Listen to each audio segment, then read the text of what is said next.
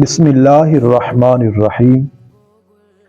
آج ہم ایک نئی ویڈیو لے کر ناظرین کرام کی بارگاہ میں حاضر ہوئے ہیں۔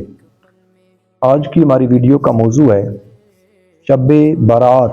یعنی 15 شعبان المعظم کی رات کے اندر کئی مساجد کے اندر ہم دیکھتے ہیں کہ وہ لوگ اس رات کے اندر عبادت کا اہتمام کرتے ہیں،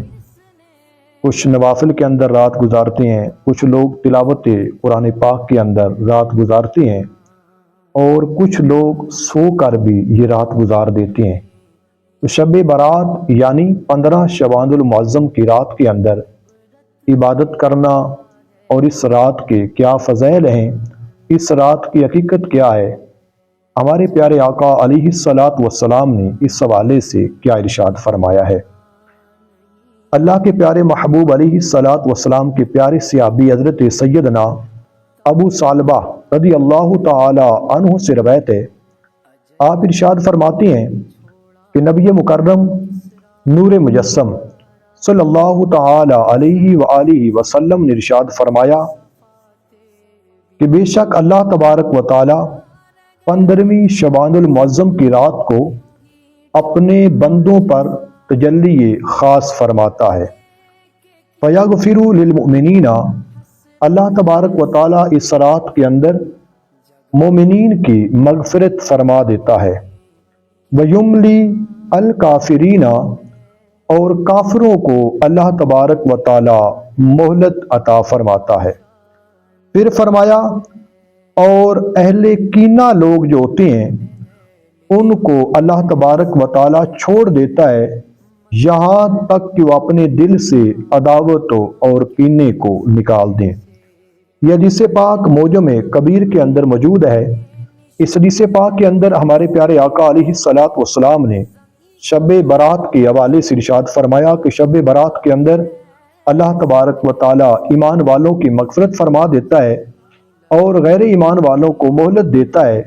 اگر وہ لوگ بھی ایمان لیے ہیں اللہ جل مجدہ ان کی بھی مغفرت فرما دیتا ہے۔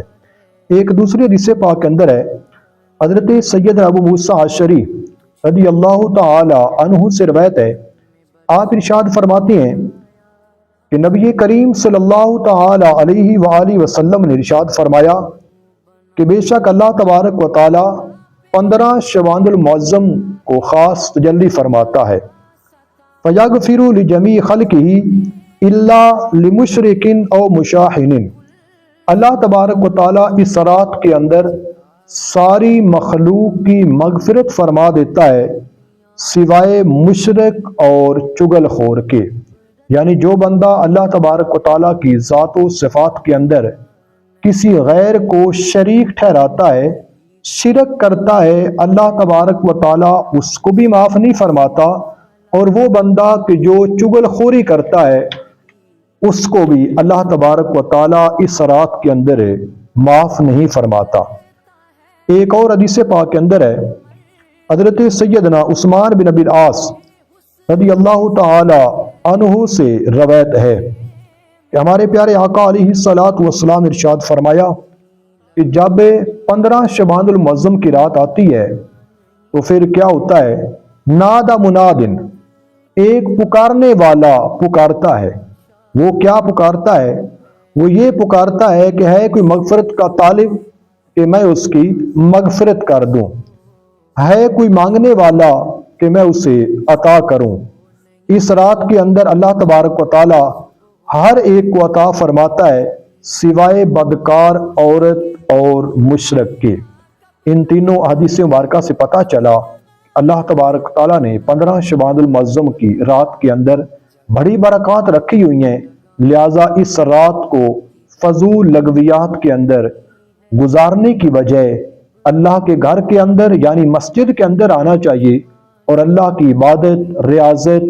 اور نوافل تلاوت قرآن پاک کرتے ہوئے اللہ کی پاک بارگاہ کے اندر مغفرت کی دعا کرنی چاہیے۔ اللہ سے دعا ہے کہ اللہ تبارک و تعالی ہم سب کو اس رات کے اندر عبادت کرنے کی اور دیگر نمازیں بھی پڑھتے رہنے کی توفیق عطا فرمائے۔ وآخر دعوانا ان الحمد للہ رب العالمین۔